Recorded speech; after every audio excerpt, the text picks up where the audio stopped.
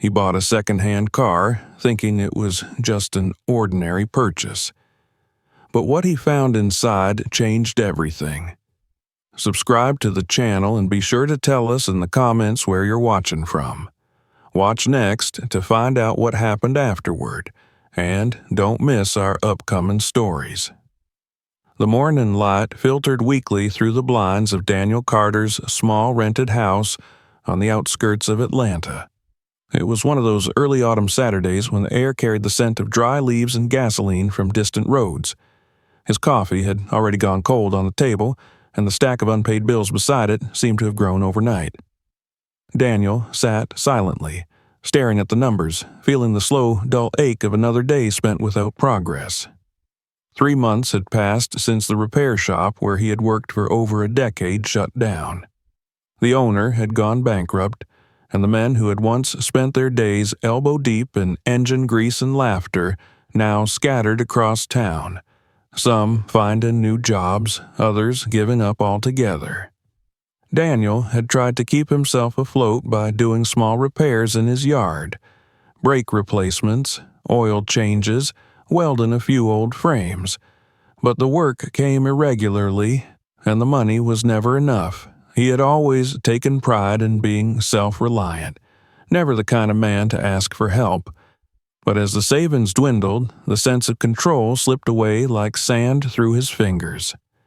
The world outside didn't seem to have room for men like him anymore. Steady, methodical, quiet. The repair shop had been his rhythm, his proof of worth, and now even the rumble of engines felt like an echo from another life. That morning, after another rejection email for a job he knew he could do with his eyes closed, he found himself scrolling through online listings for used pickup trucks. The idea had been forming quietly for weeks. If he could buy a reliable vehicle, he could take more mobile jobs, carry tools, perhaps even rebuild small engines in other people's garages. A single good truck could mean independence again. He browsed absently, past dozens of overpriced, overused models, until one particular ad stopped his scrolling. The headline was plain: Ford F-150 2003 needs minor work. Cheap. No paperwork. The price was less than half of what it should have been, and the listing included only a single photo, a shadowy image of a truck parked under a tree, the edges blurred as if taken in haste. The description was just a few lines long and oddly impersonal. Something about the brevity caught his attention. It didn't look like a scam, yet it lacked the salesmanship that came with most ads. It was almost as if the seller didn't care whether anyone called or not. He hesitated, staring at the number. Logic told him to move on. Cheap cars with no paperwork rarely meant anything good, but there was something magnetic in the mystery. Maybe it was the phrasing, maybe the idea of rescuing something neglected, or maybe he just wanted a reason to move again, to feel like he was doing something that mattered. He dialed the number. The voice that answered was rough, hoarse, and older. The man spoke quickly, giving only an address at the edge of town and saying he'd be home all afternoon. Daniel noted the way he said it, flat, emotionless, as if he were eager to be done with the conversation. By noon, the sun was warm enough to shimmer on the asphalt as Daniel drove through quieter streets that gave way to stretches of rural road. He passed small, sagging houses with broken fences, faded mailboxes, and empty yards. The address led him to the far end of a dirt lane lined with wild grass. The property was fenced with rusted wire, and beyond it stood a weather-beaten house that looked forgotten by time. In the yard sat the pickup from the photograph, covered in dust, its blue paint faded to a dull gray. The man who stepped out to meet him looked like he had been carved out of the same rough material as the place itself. His clothes hung loosely from a thin frame, his eyes dark and hollow, his expression worn from years of hardship. "You're here for the truck," he said, not asking but stating it. Daniel nodded, walking toward the vehicle. The closer he came, the more details emerged. Scratches along the driver's side, a dent near the door that looked odd, not from a crash, but as if the metal had bulged outward from within. The tires were old but intact, and the windows had the dull, smudged look of glass that hadn't been cleaned in years. Daniel opened the door. The hinges creaked like something long unused. A faint smell greeted him, not quite unpleasant, but earthy, damp, almost like wet soil after rain. It clung faintly to the fabric seats. He pressed the key the man handed him into the ignition. The engine hesitated, coughed, then turned over with a steady, throaty hum. Not bad for an old truck. Beneath the rumble, though, there was a faint metallic rattle, soft and intermittent. He leaned out of the cab. "Something loose in the back?" he asked automatically, but the man only shrugged, his eyes on the ground. Daniel stepped out, did a quick walk around. There was rust along the underside, sure, and a few paint blisters, but the frame looked solid. It was an honest, old workhorse of a truck. He could fix the small things easily enough. The man, meanwhile, stood by the porch, arms folded, watching him with a tense impatience, as though he wanted the deal over before Daniel had even decided. "No returns," he said gruffly when Daniel came back toward him. "You take it. It's yours, as is." His voice cracked slightly, like someone reciting a line they had already said too many times. The price was suspiciously low. Daniel felt a flicker of doubt. Still, he counted out the cash, signed the crude handwritten bill of sale, and shook the man's hand. The seller's grip was weak and dry, his eyes darting towards the truck as if afraid it might start moving on its own. "You'll be fine with it," he said at last, but the tone didn't match the words. When Daniel climbed in to drive away, he felt the man's gaze on him, lingering, heavy. As he rolled out of the yard, the truck jolted slightly over the uneven ground. Something clanked faintly from the bed behind him. He glanced in the rearview mirror, but saw only the tarp covering a few scraps of metal and an old tire. The road back toward the main highway twisted between fields, the sound of gravel under the tires oddly rhythmic. The truck handled better than expected, though the smell inside refused to fade, and that faint rattle in the back seemed to grow more distinct whenever he slowed.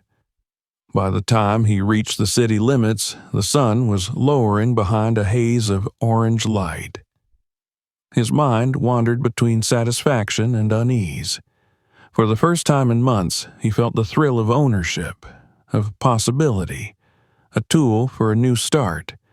But beneath it lay something else. That bulge in the door, the silent, watchful expression of the man who sold it, the smell that clung like damp air from a basement that hadn't been opened in years. He parked the truck in his small driveway and cut the engine. The sudden quiet was startling. For a moment, he sat still, hands on the wheel, listening to the tick of cooling metal. Somewhere within the truck, a soft click echoed, like a piece of loose hardware shifting as the frame settled. He turned the key to off, leaned back, and exhaled slowly. Maybe it was just age and neglect. Machines had a way of carrying traces of the people who used them, smells, wear, even silence. He stepped out, stretched, and ran his hand along the door, feeling the uneven dent beneath the thin coat of paint. The light caught it differently now, revealing the faintest hint of distortion, a ripple frozen in steel. He thought about sanding it down, repainting it tomorrow. The work might do him good. As he locked up and headed toward the house, a small sound came from the truck bed. something shifting under the tarp just once, then stillness. Daniel froze for a second, looking back. The yard was quiet. A light breeze stirred the grass, and the shadows lengthened across the hood of the truck. He waited, but the sound didn't repeat. He told himself it was nothing, just metal settling, maybe a tool rolling. Still, the image of the old man's hollow eyes flashed across his mind, and a strange thought followed. That the man hadn't sold the truck out of greed or need, but out of fear. He turned away at last, shaking it off, and went inside. From the kitchen window, he could still see the shape of the truck, its dull surface reflecting the last line of sunset. It stood silent, waiting, as if it had been meant to end up here all along. The next morning, Daniel woke before the alarm. For a moment, he lay there in the half-light, listening to the hum of silence in the house, his mind already circling back to the truck in the driveway. It was strange how the thought of that old Ford filled him with both purpose and unease. A used vehicle was nothing new to him. He had repaired hundreds over the years, seen every sort of mechanical failure, from corroded fuel lines to cracked blocks.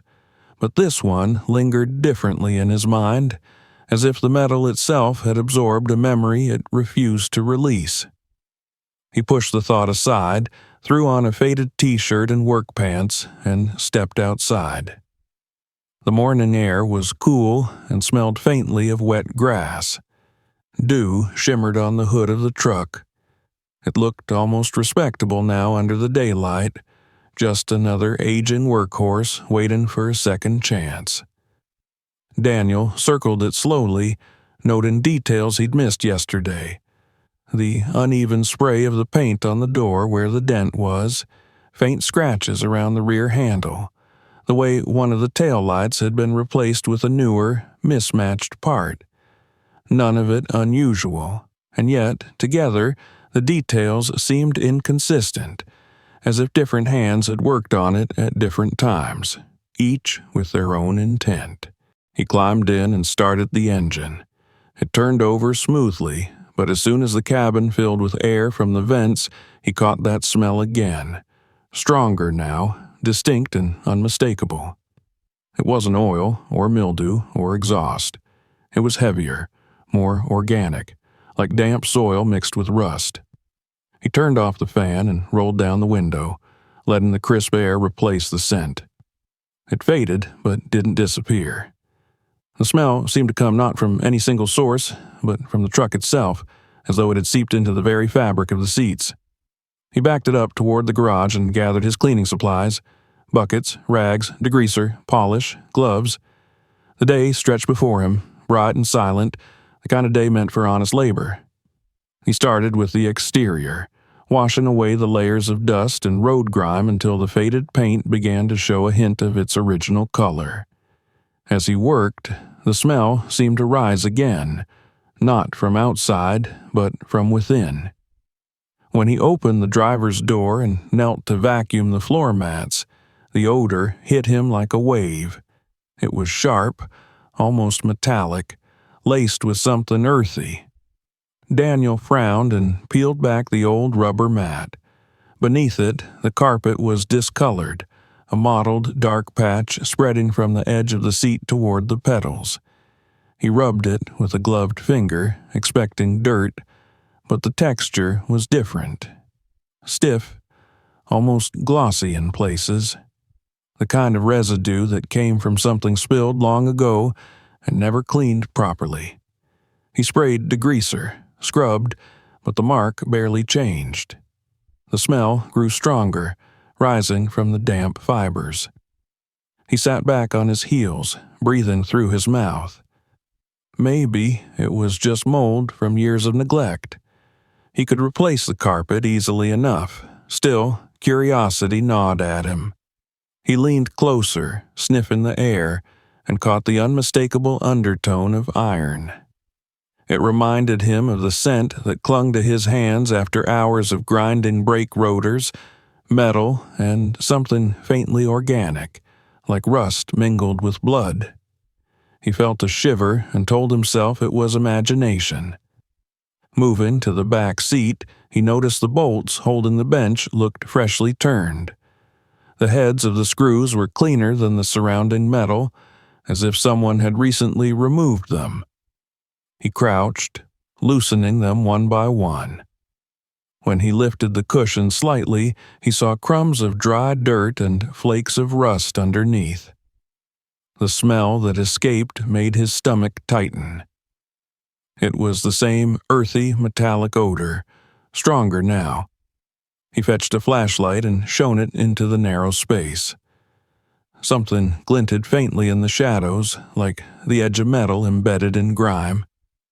He reached in with his gloved hand, but the object wouldn't budge. He tugged, scraped his knuckles, cursed under his breath.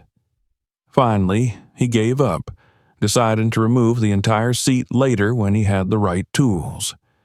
For now, he noted its position carefully, the way it seemed almost wedged into the frame.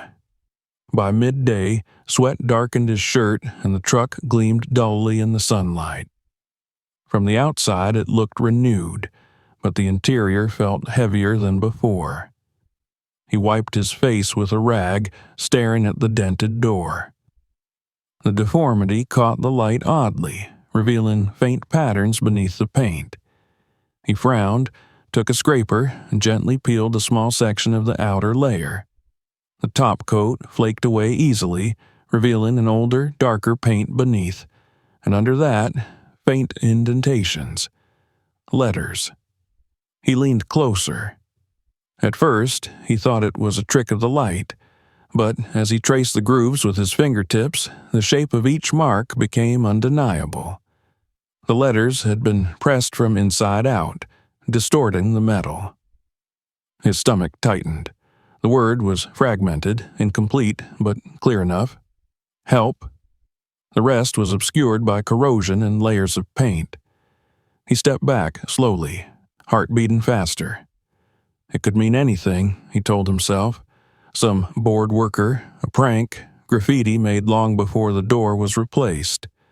But the indentations were too crude, too desperate. They weren't carved. They were forced. Someone had struck the inside panel with something heavy, again and again, until the letters appeared. Daniel straightened, looked toward the house across the street as if for reassurance. The neighborhood was quiet, the only sound the distant whine of a leaf blower. He felt the sudden absurdity of standing there, staring at a dent in his own door like it might whisper back. He shook his head, forced a laugh, and decided to leave the rest of the paint untouched. It was nothing, he told himself, nothing more than the remnants of an old accident. Still, he couldn't shake the unease. Inside, over a late lunch, he found himself glancing through the window every few minutes, the truck visible between the slats of the blinds. The metallic gleam of the door seemed to follow him. The letters, if that's what they were, felt like a message half buried under time, something not meant to be uncovered. By evening, the air cooled, and the neighborhood lights flickered on one by one. Daniel sat in his garage, tools spread around him, flipping through his notebook. Old habits guided him, documenting everything, noting the condition of each part, planning replacements. Yet his mind wasn't on the work. He kept circling back to the smell, the dent, the odd silence of the cellar. The man's eyes had looked like he hadn't slept in weeks. He'd spoken too quickly, too practiced. When Daniel closed the notebook, he realized the smell had drifted into the garage. It was faint, but present, even with the doors open. He walked to the truck, sniffed near the seams of the cabin. It was strongest near the back seat, the same spot where he'd seen the glint of metal. He turned on the flashlight again and crouched. The small space seemed darker now, deeper somehow, as though it receded into shadow. He tapped the seat, listening. A hollow sound answered, a cavity beneath the cushion, Maybe a storage compartment he hadn't known about. He stood for a long moment, debating whether to keep going. The rational part of him argued it was probably just a minor repair issue, a hidden storage bin, maybe even a rusted section that trapped moisture. But the smell, God, that smell was wrong. It wasn't the ordinary rot of neglect. It was old, heavy, and patient. He decided to stop for the night. He pulled the tarp halfway over the truck, turned off the garage light, and stepped outside. The sun was gone, leaving a faint crimson band over the horizon. From somewhere nearby came the muffled sound of a dog barking, then the whir of a passing car. Daniel locked the side door and headed inside, but as he reached the steps, a gust of wind carried the scent again. Metal and damp earth, faint but clear, as if the truck had exhaled. That night, sleep refused to come. He lay awake, replaying the day in his mind. The paint peeling away in curls. The word pressed into the door. The smell that clung to his hands even after he had washed them twice. He imagined the sound of something shifting under the back seat, the faint rattle he had heard on the drive home. At some point past midnight, he rose and looked out through the blinds. The truck was a dark silhouette under the street light, motionless, innocent, as if waiting for him. He almost laughed at himself for the paranoia, but then he noticed something that froze him in place. The tarp he had pulled halfway across the truck bed earlier now hung differently, tightened, as though it had been adjusted. He stared for a long time, breath shallow, trying to convince himself he had simply remembered it wrong. After several minutes, he backed away from the window, his heart still drumming. He sat on the edge of the bed until dawn began to thin the shadows. When the light finally broke, he told himself he would check it again in the morning, calmly, with clear eyes. There had to be an explanation. He would take his tools, remove the back seat properly, and find whatever caused that smell. Maybe there was a leak, or a dead animal caught somewhere deep in the structure. That was all. But deep down, even before the first light fully reached the truck outside, Daniel already knew this wasn't going to be a normal repair. There was something in that vehicle that had outlasted time, hidden beneath the metal, silent but alive in memory. Something that wanted to be found. Morning light spilled weakly across the narrow driveway, catching in the streaks of grime on the truck's windshield. Daniel stood beside it, sipping bitter coffee that had already cooled, feeling the weight of another restless night pressing behind his eyes. He had barely slept. His dreams, if they could be called that, had been nothing but endless loops of the word pressed into the door, the smell clinging to his hands and the faint creak of the tarp shifting in the dark. He'd tried to convince himself that exhaustion was turning small things into shadows of bigger ones, but now, standing in front of the Ford in the sober light of day, that felt like a lie. The unease hadn't dissolved with morning. It had settled deeper, like rust spreading under a clean coat of paint. He opened the garage door and rolled up his sleeves. The plan was simple, practical, mechanical. Remove the back seat, find the source of the smell, clean it out, and move on. He gathered his tools in silence, each metallic click echoing in the stillness. As he worked the bolts loose, the smell that had haunted him thickened, rising from the seams like something awakening. It wasn't overpowering yet, but dense and earthy, impossible to ignore. Sweat began to bead on his forehead, more from nerves than heat. When the final bolt gave way, he gripped the seat with both hands and pulled. For a moment, it resisted, clinging to the floor like it didn't want to be moved. Then it lifted with a dull metallic groan, revealing a cavity underneath. Dust swirled up, thick and gray, carrying that unmistakable scent of soil and age. Daniel aimed the flashlight into the gap. The beam landed on a small metal box, tarnished and scratched, no larger than a shoebox, wedged between the floor panels. It looked old, deliberately placed there. His pulse quickened. He hesitated, listening to the soft hum of the idling world outside, the distant bark of a dog, the faint hiss of wind through leaves, then reached in and lifted the box free. It was heavier than it looked. The surface was cold to the touch, the latch stiff with corrosion. He set it on the workbench and pried it open carefully with a screwdriver. The hinges creaked, flakes of rust breaking away. Inside, wrapped in a brittle plastic sheet, lay a bundle of papers, yellowed with time. Beneath them was a small notebook bound in cracked leather, its edges darkened by moisture. For a long moment, Daniel simply stared, reluctant to disturb the strange stillness that had settled over the garage. Finally, he peeled back the plastic and began to unfold the papers.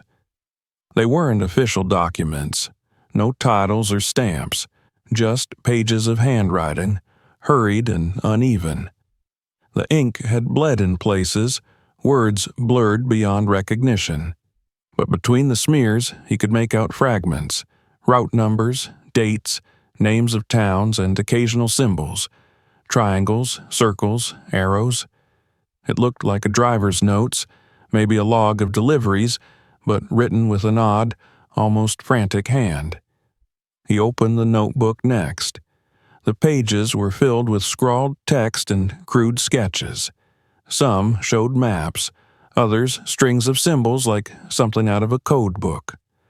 On one page, near the middle, a single sentence stood out in darker ink, written with such pressure that the pen had torn the paper. They said it's just waste, but waste doesn't bleed. Daniel's hand froze. He reread the words several times, feeling a chill settle in his chest. He turned more pages, searching for context, but the entries grew more chaotic, the handwriting barely legible toward the end.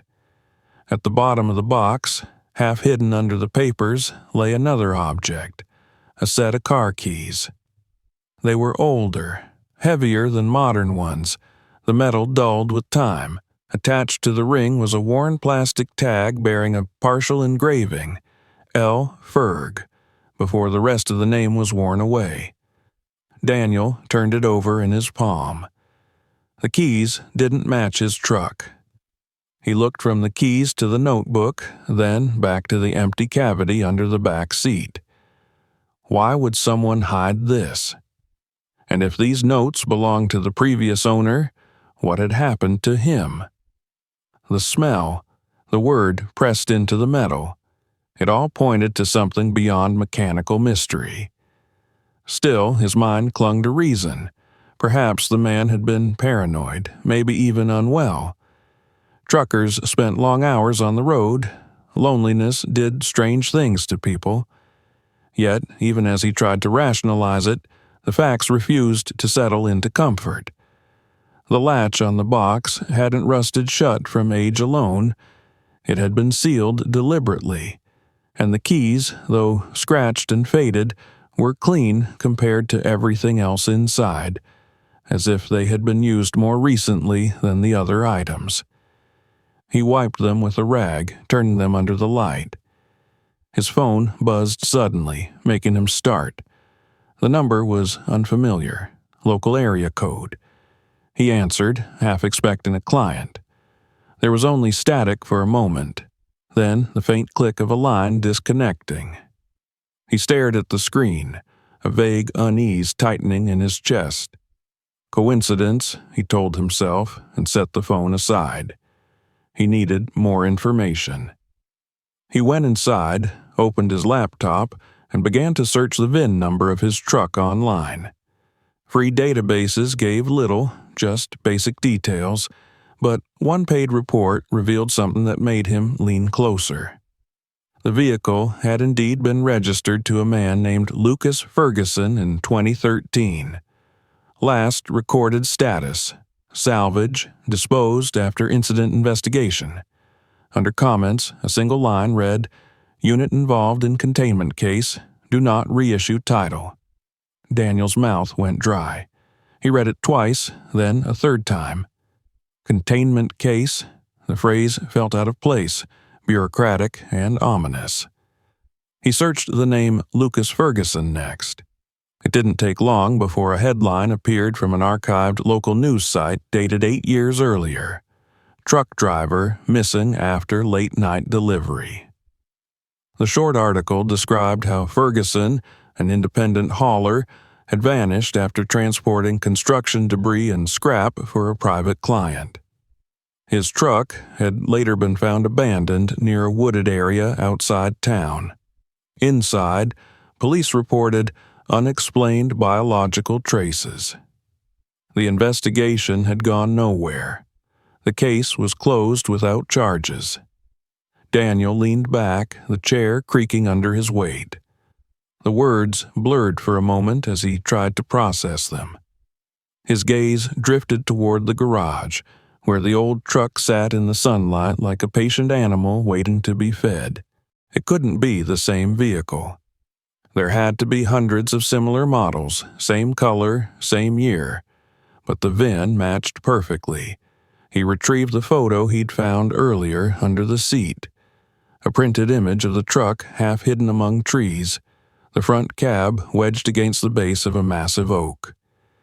He studied it closely now, holding it near the window. The angle was strange, as if taken hurriedly from the side. The bark of the tree seemed to have grown around part of the fender, consuming it. Moss covered the hood. In the background, barely visible, was the outline of a small farmhouse, its porch sagging. The house looked familiar. He had seen it once before, under a different light, with an old man standing outside. His stomach turned as recognition settled in. It was the same house where he had bought the truck. Daniel's pulse quickened. He fetched the small map app on his phone, entering the coordinates embedded in the digital metadata of the photo, something he knew how to access from his years of tinkering with electronics. The app pinpointed the location on the outskirts of town, near a patch of forest that bordered a closed dumping site. The very area where, according to the article, the missing truck had been found. He sat frozen, the screen glowing cold in his hand. The old man who sold him the truck, had he been related to Ferguson? A brother, perhaps, or someone trying to get rid of evidence tied to that night? The thought felt too direct, too damning, and yet every thread pulled tautly in that direction. As evening crept in, Daniel went back to the garage, drawn by a pull he couldn't explain. The smell lingered faintly, even after hours with the doors open. He knelt beside the open cavity where the box had been, shining the flashlight along the seams. Something glittered faintly deep within the crack of the metal floor. He angled the beam closer. It was a small fragment of glass, embedded like a splinter, catching the light in a dull reflection. He plucked it free carefully and held it up. It was part of a broken lens, maybe from a camera. He felt a cold realization slide over him. Someone had documented whatever had happened here. The photo, the fragments, the sealed box, all of it pointed to someone trying to preserve a truth, not erase it. But why hide it in a car destined for destruction? The smell thickened as he crouched there, heavy enough to make him gag. It was coming from beneath the metal panels now, seeping upward through the seams. He backed away, wiping his mouth, and shut the door, trying to trap the scent inside. His hands were trembling. He needed air. Outside, the sky had gone pale gray, the kind of color that blurs the horizon.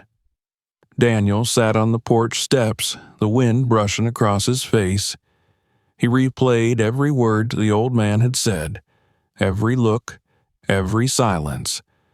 The man had been desperate to be rid of the truck, had refused questions, had said, "No returns." That phrase now felt less like a transaction warning and more like a plea. He reached for his phone again, dialing the number from the bill of sale. The call went straight to a recorded message. The number was no longer in service. He tried again. Same result. The unease in his stomach hardened into resolve. He couldn't leave it there, not with half an answer buried in metal and rot. Back inside, he carefully laid out everything from the box on the table. The notebook, the papers, the keys, the photograph. Each item seemed to belong to a timeline of something lost, fragments of a life that had ended without closure. The handwriting in the notebook looked increasingly unsteady toward the last pages, the lines uneven. On the final page, a single sentence stood alone, scrawled across the bottom margin. "If anyone finds this, the truck is not empty." Daniel stared at it until the words blurred again, the edges swimming in his vision. The chill in his chest deepened into something like dread. He looked toward the garage, where the shape of the Ford loomed through the open doorway half in shadow. He knew what he had to do next. He would go to that house again. He would find out who the old man really was and what the truck had carried all those years ago. He didn't yet understand why, but something in him felt tethered to the story now, like a mechanic to a stubborn engine that refused to start. Some things, once uncovered, wouldn't let go until you followed them to the end. The sun had nearly set when he locked the garage and went back inside. The smell still lingered faintly on his clothes, a mix of earth, oil, and something darker, something that no cleaning product could erase. He didn't know it yet, but the line between his curiosity and his safety had already begun to blur. The past was awake now, and it was waiting. Daniel left at sunrise. He hadn't slept, not properly. The hours between midnight and dawn had passed in a haze of images and fragmented thoughts. Glimpses of the tree with metal buried in its bark, the phrase in the notebook, the look in the old man's eyes. There was no longer any room for doubt. This wasn't just a forgotten truck with a bad smell and strange dents. It was the fragment of a larger story, a piece of something that had tried to stay buried. He packed his bag quietly, took a camera, a flashlight, gloves, and a crowbar. He had no specific plan, but instinct told him not to go empty-handed. Before leaving, he glanced back at the truck in the garage, half covered under a tarp that now looked more like a shroud than protection. The smell had faded with the night air, but he didn't kid himself. It would come back. The address he had used to buy the truck was still marked in the GPS history. It took less than an hour to reach it again, winding through roads that grew narrower and more cracked with every mile. The sun hung low behind the trees, casting long shadows across the overgrown fields and sagging fences. When he turned onto the dirt lane, he recognized the place immediately, though it looked different this time, emptier somehow. The windows of the old house were now boarded up with plywood, nailed hastily, as if in fear rather than for protection. The weeds had grown taller in just a week, choking the front walk and overtaking the gravel drive. He parked at the edge of the property and stepped out, his boots crunching over twigs and dry earth. There was no sign of life. No parked car, no barking dog, no birds even. Daniel approached the porch slowly, noting how the boards groaned under his weight. A pile of unopened mail had accumulated near the door, flyers, a newspaper, and a single envelope with no return address. He knocked out of habit, though he knew no one would answer. The house gave nothing back. No sound inside, no movement, only the creak of the wind passing through a gap in the siding. He turned away from the door and walked around the house, eyes scanning for anything. Motion, footprints, clues. At the back, the property dropped into a wooded slope. And there, almost hidden behind a row of leaning fence posts, he saw it. The edge of a path. Faint, overgrown, but still visible. It wasn't a walking trail, but a sunken line in the grass that could only be made by tires or heavy boots compressed repeatedly over time. He followed it. The woods swallowed sound. Within a few steps, the outside world seemed to dissolve. The path narrowed as the trees grew denser, their branches clawing low across the way, forcing him to duck and step carefully. Every now and then he saw old trash, bottles, a tire, the remains of a tarp disintegrated into threads, and he realized this wasn't a recreational space. It was a place people came to dump things they wanted forgotten. The air grew heavier, still.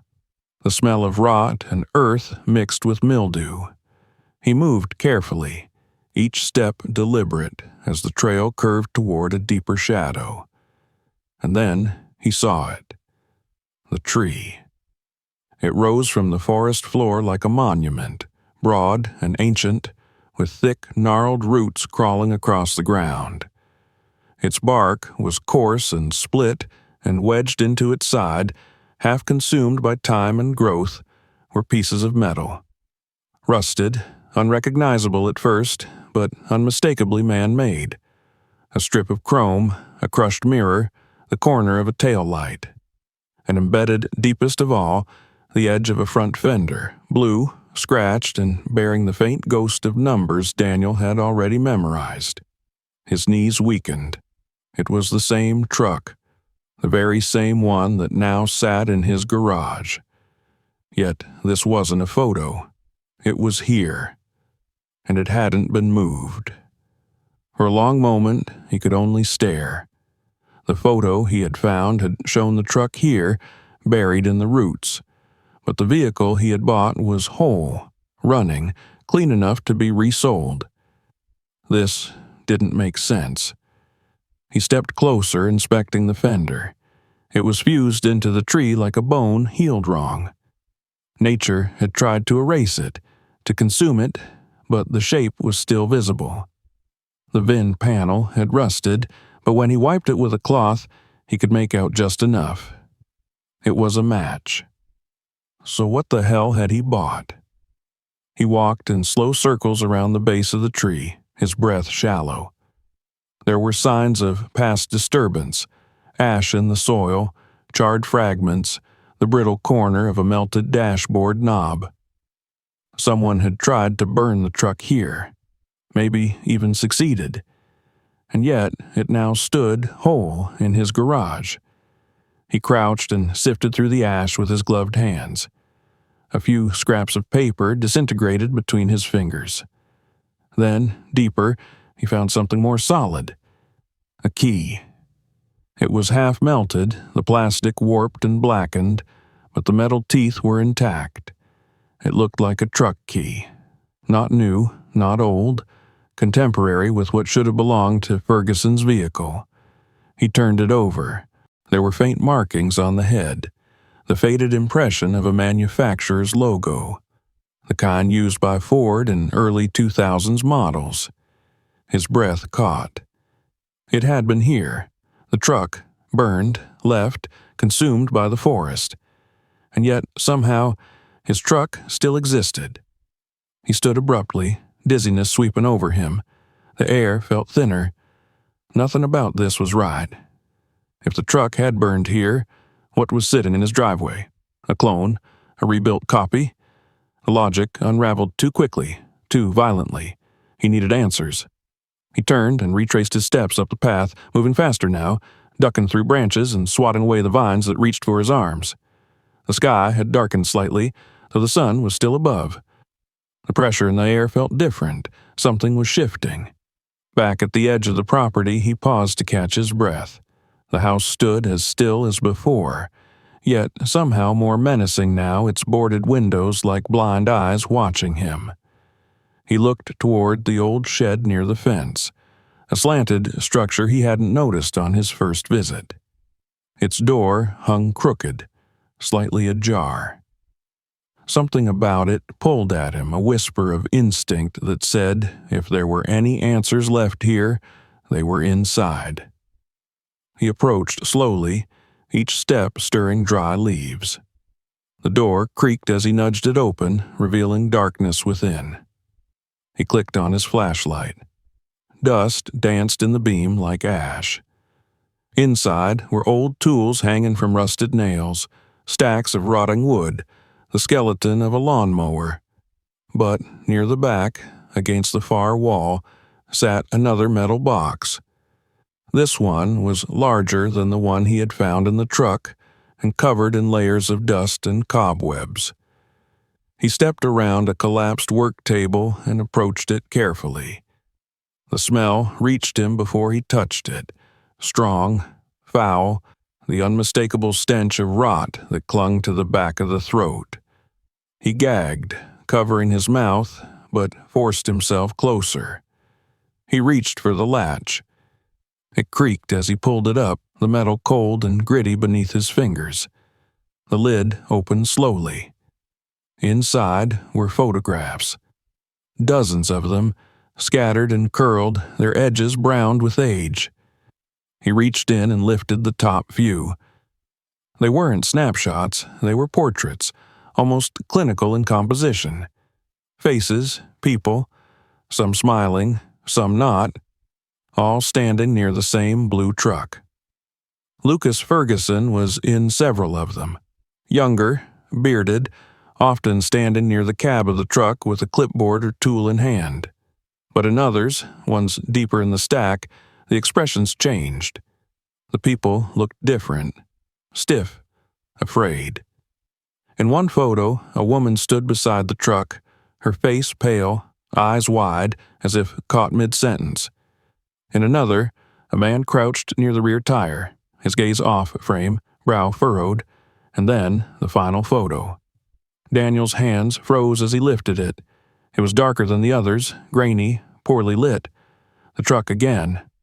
The same blue Ford, the trunk open. Inside, barely visible, was a shape, a silhouette. Human. The body curled inward like something discarded. He dropped the photo. His breath came fast, shallow. The smell rose up from the box like a physical force now, thick and oily, pushing against him. He staggered back, hitting the work table, sending a rusted wrench clattering to the floor. That was when he heard it. Footsteps. Outside. He killed the flashlight instantly, heart pounding in his ears. The door creaked again. A shadow fell across the floor. Then a voice, dry and cracked. "You shouldn't have come back." Daniel's blood went cold. The voice was familiar, aged, rough, unmistakable. He turned slowly. The old man stood in the doorway, the same one who had sold him the truck. But his expression had changed. No longer tired or vacant, but tense, eyes wild, face twisted with something between fear and fury. Daniel said nothing.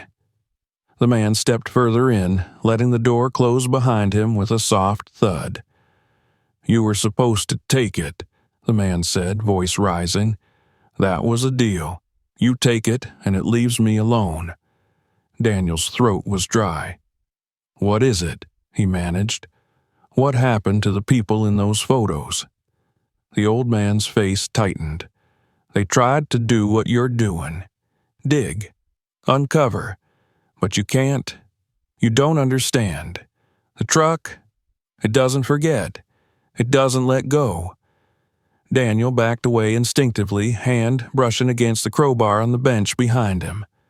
"I needed someone to take it," the man whispered. "Someone who didn't know. Someone clean." The silence that followed was broken only by the wind against the side of the shed. Daniel gripped the crowbar. "I'm not going to end up like them," he said. The man's eyes gleamed. "You already have." The next moment passed in a blur. Daniel lunging for the door, the man reaching, fingers scraping against his sleeve. He pushed past him, stumbling into the light, sprinting across the yard. Behind him, the man shouted something, but he didn't hear it. He ran to his car, started it with shaking hands, and tore away from the house, gravel spraying beneath his tires. In the rearview mirror, the house shrank, then vanished behind the trees. But even as he drove, heart racing, the photographs burned into his memory. The people, the truck, the final image in the trunk, and the smell. No matter how far he drove, it stayed with him. Embedded in the fibers of his clothes, in the corners of his mind, in the silence between each heartbeat. The story wasn't over. It was just beginning, and now he was part of it. Daniel didn't stop driving until the city lights blurred past the edges of his windshield and the shed, the old man, and the twisted shadows of the woods were far behind him. His knuckles were white on the steering wheel, the crowbar thrown into the passenger footwell like a weapon he hadn't known he'd need. He was breathing too fast, every breath shallow, the air in the car tight and tainted. Even with the windows cracked, the stench clung to him. The rot of that box, the sharpness of rusted metal, and something more elusive, more human. He kept checking the rearview mirror, half expecting headlights to appear, or worse, to see the man's gaunt figure emerging from the shadows of the back seat. But the road remained empty. By the time he reached his driveway, the sun had begun to fall low again, casting long orange shafts of light across the rooftops and treetops. The garage door groaned open. His Ford sat inside, unmoved, quiet, the tarp still draped across the back like a half-closed eye. For a moment, he simply sat in the car, unwilling to get out, unsure what the next step was. But deep down, he knew what he needed to do. He took the box of photographs he'd grabbed from the shed, the melted key, and the flash drive he had found earlier from the truck. Inside, he spread everything out on his kitchen table. The documents were brittle, faded with time, but as he organized them, the story began to take shape. They weren't just random notes and scraps. This was a ledger, a map, a timeline. Ferguson hadn't been an ordinary hauler. His delivery routes were marked with inconsistencies, double entries, and detours through areas that didn't make sense for simple scrap metal or construction debris. Many of the documents referred to alternative containment, and some included unfamiliar acronyms. Others bore stamped initials from a contracting company Daniel didn't recognize. One folded page caught his attention. It was a copy of a shipping manifest labeled in block letters, "Yoon Scheduled Material Transfer, Priority Handling." No logo, no header. Just a series of numerical codes and a destination point.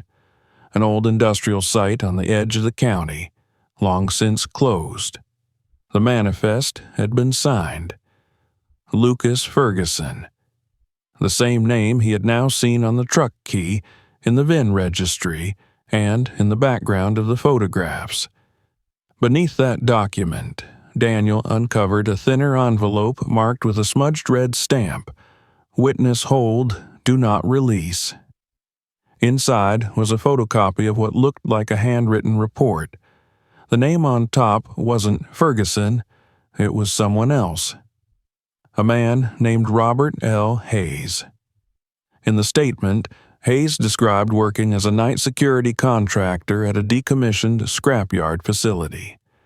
The letter was fragmented, the photocopy poor, but the legible lines told of unusual deliveries arriving in the early morning hours. Trucks with sealed containers. No one was allowed near them. He mentioned Ferguson by name. Daniel stared at the statement, realizing what it meant. Ferguson had been a part of something bigger. He hadn't just disappeared, he had been silenced or vanished because of what he'd seen or what he'd carried. These papers were never supposed to be found. That much was clear. They had been hidden with care, kept out of sight, buried beneath rust and steel. And yet, now they sat on his table, exposed. He went to the garage and returned with the leather notebook, flipping again through the frantic entries and chaotic scribbles. One page now made more sense. A sketch of a layout, possibly the interior of a truck bed, marked with boxes and what appeared to be reinforcement notes. And there, scribbled in the margins, if they find this, they'll find the others. Hide the core, hide it deep. Others. Daniel felt a sudden tightness in his throat. The Ford in his garage was one of many. Ferguson had driven others, maybe dozens, and if each one carried something, someone, if each one had been used for whatever that containment meant, then the truck wasn't just a vehicle. It was a vessel, a piece of a chain. And Daniel had broken it by digging. He opened his laptop and began typing. He searched the company name that appeared on several of the forged manifests, CNC Transport Logistics. The results were limited. A faded company listing, no website, no contact information. When he cross-referenced the names in the documents with public records, most returned nothing. Dead ends. Either aliases or people who had gone missing long before he'd found the truck. But one name did bring something back. Robert L. Hayes. A death notice. Dated 6 years prior. No cause of death listed. Cremation requested. No next of kin. Daniel leaned back in his chair, staring at the screen. The pattern was sickeningly clear. Anyone connected to this operation had disappeared, quietly and permanently. His own face, reflected in the darkened window of the room, looked older suddenly, thinner. He hadn't even realized how little he'd eaten, how much time he'd lost since bringing that truck home. The sudden ring of his phone shattered the stillness. It vibrated across the table, knocking a photograph to the floor. Unknown number. He hesitated, then answered. There was no greeting, just breathing. Then a click. A recorded message, distorted and low, barely audible. You've gone too far. Then the line died. Daniel stared at the screen as the call ended. His skin crawled. Someone had found his number. Someone knew what he had. He stood, locking the doors and pulling the curtains closed. The house, once small and familiar, now felt vulnerable, exposed. He couldn't stay here. Not with the documents, not with the truck. He packed everything, the photos, the notebook, the manifest, the melted key, into a backpack. The flash drive he copied onto 2 others and hid them in separate drawers. He kept one on him. The decision was immediate. He had to get this to someone. Not the police. They would bury it, or worse, become part of the silence. He thought of a man he knew through a mutual acquaintance, a freelance journalist named Darren Fields. They had met only once, months ago, at a bar where Daniel had replaced a leaky water heater. Darren had spoken about working on corporate stories, whistleblower stuff. At the time, Daniel had barely listened. Now, the man's number was the only one he could think of. He called. Darren answered on the second ring, groggy, but as soon as Daniel mentioned the documents, the photos, and the possibility of an active cover-up, Darren's tone changed. They agreed to meet at a diner 20 miles outside the city, somewhere quiet. Daniel arrived before sundown. The diner was empty except for a waitress and a man at the counter nursing coffee. Darren showed up minutes later, tall, pale, with the tired eyes of someone used to chasing stories people didn't want told. Daniel handed him the folder without a word. The silence stretched as Darren read through it. His brow furrowed, his jaw tightened. He turned the pages slowly, methodically. When he looked up, his face had changed. "This is real," he said. "I didn't make any of it," Daniel replied. "I just found it, or maybe it found me." Darren nodded slowly, flipping back to the manifest. "These people. If this is what it looks like, it's big, deep." Daniel leaned forward.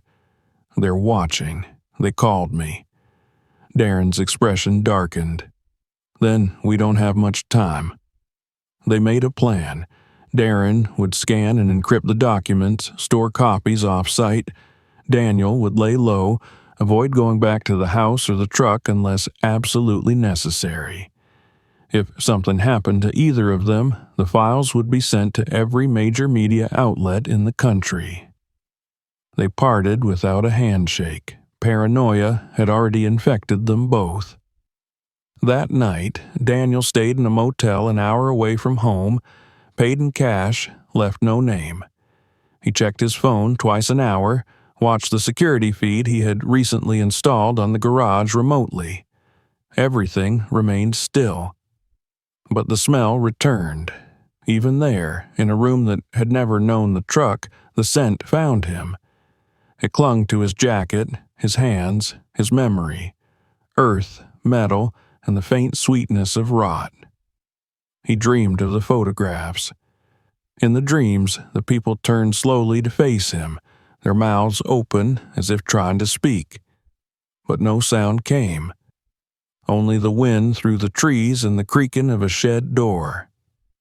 He awoke at dawn with sweat on his skin and the image of the open trunk burning in his mind. The truck had not been emptied, and the story was not yet told. The day broke gray and windless. Daniel sat on the edge of the motel bed, staring at the television that he hadn't turned on all night. He'd barely slept, not because of the cheap mattress or the humming ice machine outside the door, but because the air in the room carried the memory of the truck. It wasn't logical, but it was undeniable.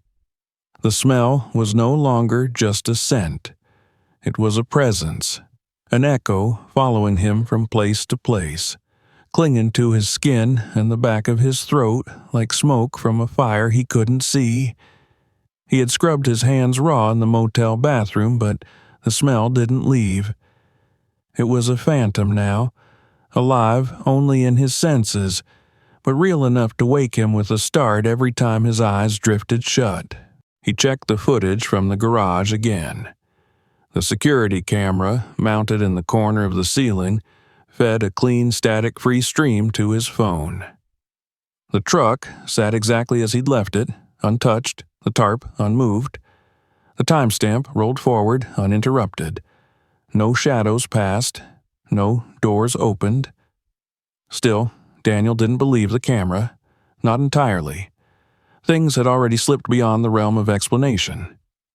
He dressed without looking in the mirror and left the motel, using a side exit and paying in cash at the front desk. He drove in long loops, doubling back through residential streets and service roads, checking every turn for a tail.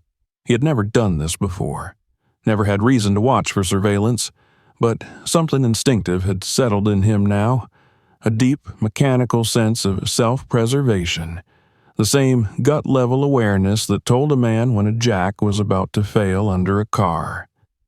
By the time he made it back to his own neighborhood, the sky had darkened with rolling clouds, and a storm teased the horizon. He didn't pull into his driveway. He passed his house once, slowly, then again from the opposite direction, scanning for anything out of place. There were no new cars parked along the curb, no unfamiliar vans, no men in black sedans. But he noticed something small and wrong. The garbage can, which he hadn't taken to the curb in 3 days, was now empty and turned sideways, as if someone had handled it. The motion sensor porch light blinked erratically, flashing in rhythm as he approached.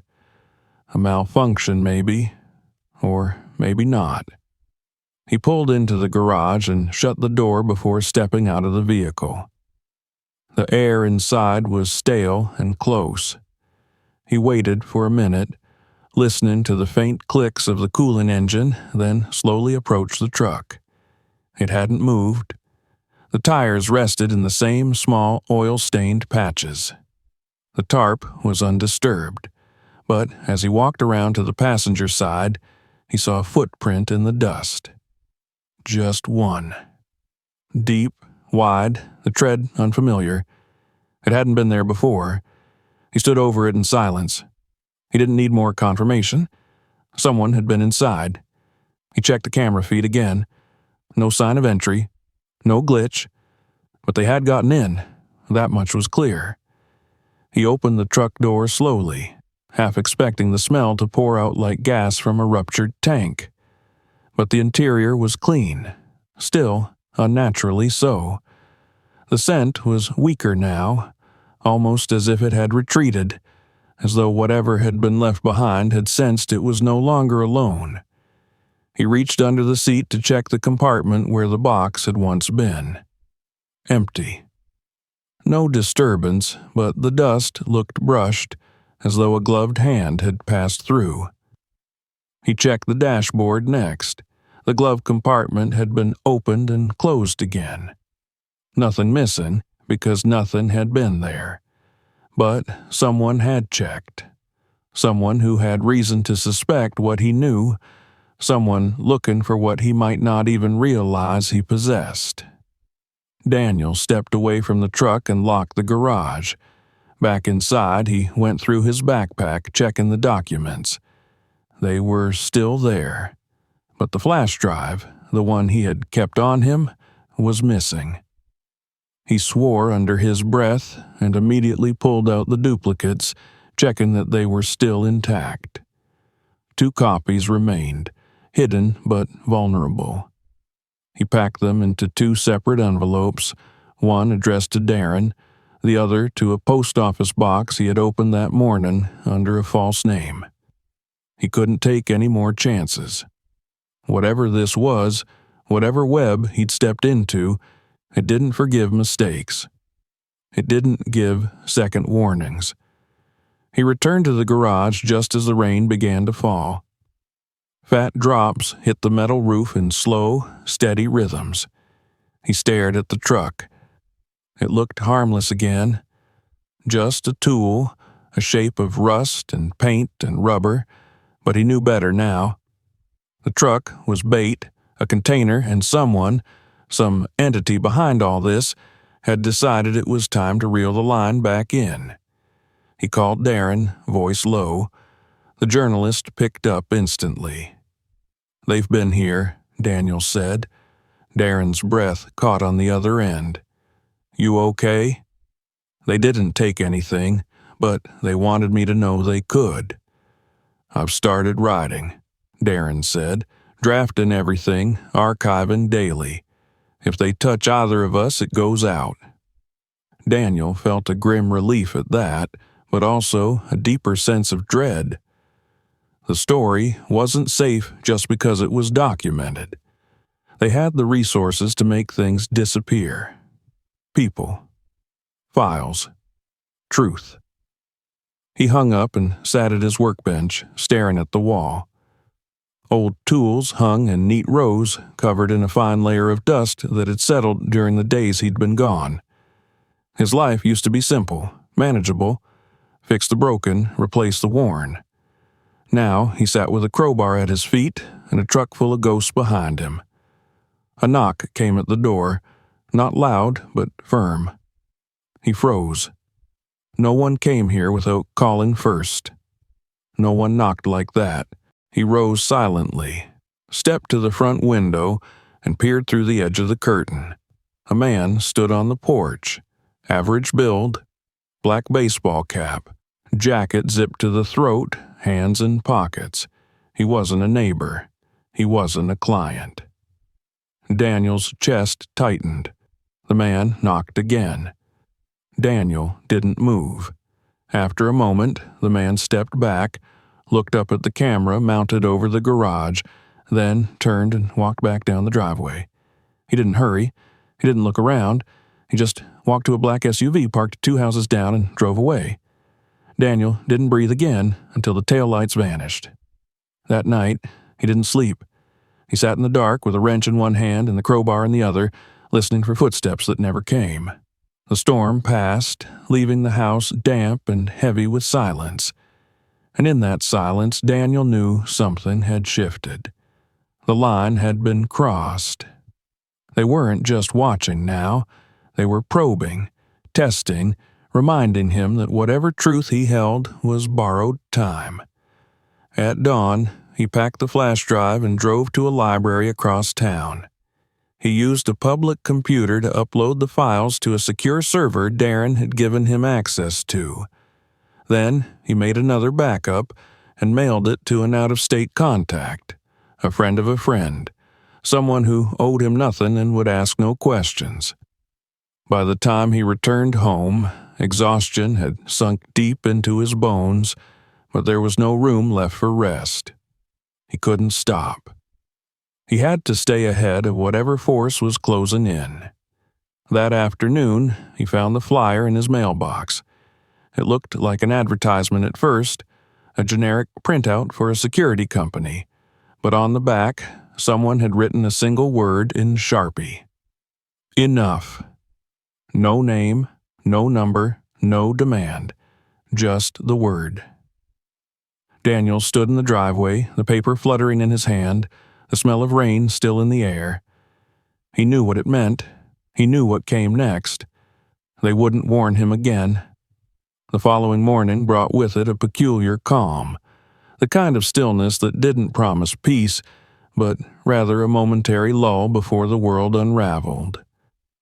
Daniel stood barefoot in his kitchen, staring through the small pane of glass above the sink. The neighborhood looked untouched by the night's storm. Lawns washed clean, leaves sticking to the pavement, and the occasional curtain pulled aside as early risers moved through their morning rituals. But for him, normalcy was no longer reachable.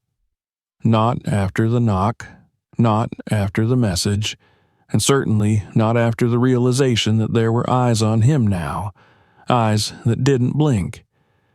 He poured coffee he wouldn't drink and stood there, motionless, as the liquid cooled beside him. Something had shifted in the air. The warning had been simple and final. Enough. That word had less to do with what they wanted and more with what they were willing to do. It was the kind of message sent by people who had delivered it many times before, and who rarely had to deliver it twice.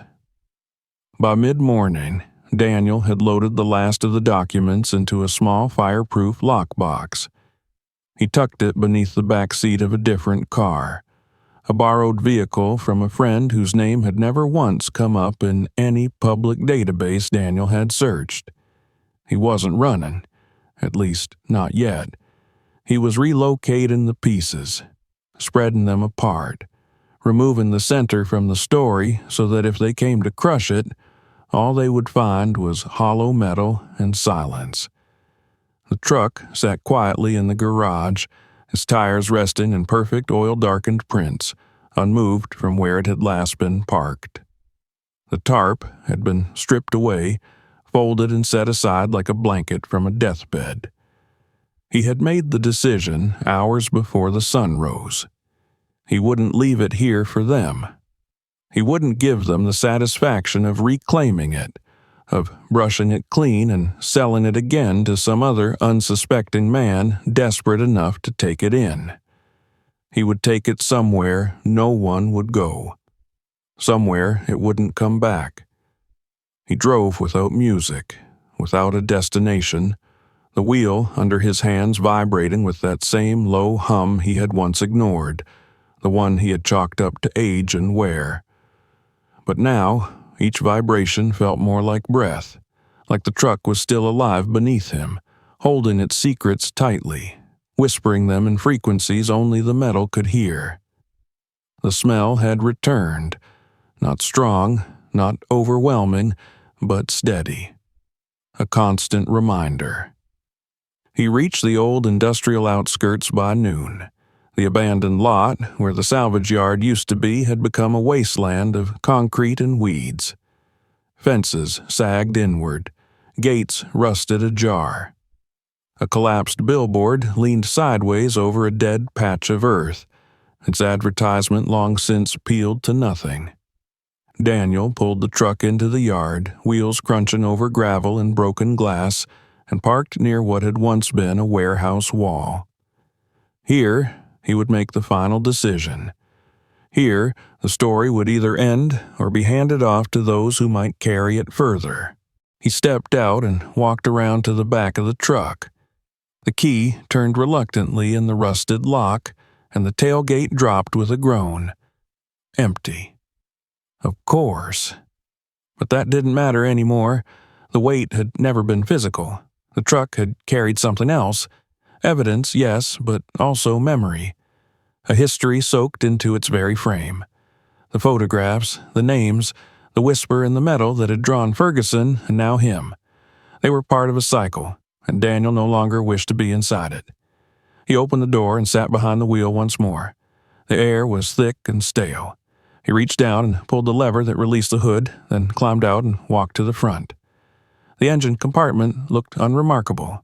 Just an old block, wires worn and dirty, belts aging, the machine sagging from years of use. He leaned closer, tracing his fingers along the inner frame, to the crossbeam near the radiator. There, beneath a layer of grime and rust, he found what he'd come for. A panel. Welded, but not factory standard. He scraped at it with a screwdriver, careful, prying it up just enough to see beneath. A space. Small, reinforced, hollow. He wedged his flashlight in and looked closer. Inside were plastic wrappings, compressed documents sealed in vacuum-tight foil, and beneath them, a square object that at first glance resembled a black box flight recorder. Unmarked. Heavy. Silent. He stared at it for a long time. This was the core. The thing Ferguson had written about. The thing others had died to hide.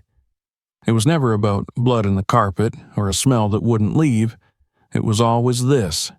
A hard drive, maybe, or some kind of archival unit built to survive. He reached for it, but stopped. Something told him it shouldn't be moved, not by him, not here. Instead, he sealed the panel again, left the hood unlatched, and backed away. A decision formed in him slowly, deeply. He would not destroy it. He would not keep it. He would bury it, yes, but not under concrete or in flames. He would give it a chance to be found by the right hands. Not now, maybe not soon, but someday. He returned home just after dusk, the truck abandoned behind him in a place he'd marked only with GPS coordinates saved offline. He had stripped it of plates, scraped off the remaining VINs, left no trace. By the time anyone found it, if anyone did, the elements would have claimed what little remained visible. But the core would still be there, quiet and waiting, like a heart suspended between beats. That night, Daniel made the final preparations. He uploaded the last of the files to Darren, who by now had gone underground, moving from safe house to safe house while building the case. The story had gained weight, and others had begun to take notice. Anonymous tips were coming in. Journalists, editors, archivists, people who recognized the pattern, who understood the language buried in manifests and fake company names. The outlines of something bigger were starting to appear. Daniel knew he couldn't be the center of it. Not anymore. His face was already on too many screens. His name had been whispered too often. The man in the black cap had already stood on his porch. That was enough. He packed a single duffel bag, no identification inside. Just cash, a cheap prepaid phone, and copies of the story carved into plain USB drives. He wrote a letter, short, careful, addressed to no one, but meant for anyone who might one day piece it all together. "The truth doesn't die," he wrote. "Not really. It sinks, it sleeps, but it waits, and when the time is right it surfaces, just like metal in a field, just like a word scratched into steel." In the morning, he left the city, not running, not hiding, removing himself from the board. And back in the garage, where the truck had once stood, a faint outline remained.